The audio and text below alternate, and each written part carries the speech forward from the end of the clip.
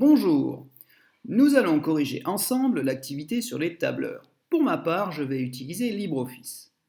Dans un premier temps, on nous demande de calculer dans la cellule G2 le nombre total de victimes ayant 16 ans.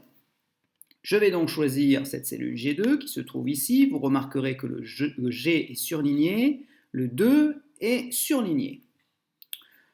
Je vais commencer par écrire égal.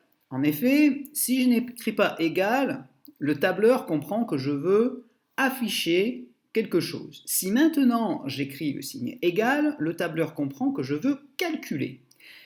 Qu'est-ce que je veux calculer? Je veux calculer une somme. Donc j'écris somme, j'ouvre les parenthèses et je vais choisir une plage de cellules. Donc je vais choisir la plage qui correspond à 16 ans.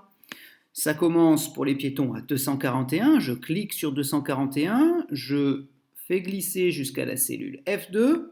Lorsque je relâche, je m'aperçois que la plage B2, F2 a été sélectionnée. Je ferme ma parenthèse et j'appuie sur Entrée. Le calcul a été réalisé. Maintenant, je peux faire la même chose en G3 qui se trouve ici, mais je perdrai du temps. Donc je vais revenir en G2 et je vais venir ici en bas à droite, ma flèche va se transformer en signe plus. Je vais cliquer dessus et laisser glisser. Lorsque je relâche, le calcul a été fait automatiquement. Deuxième question, on me demande de créer un diagramme circulaire des victimes ayant 16 ans.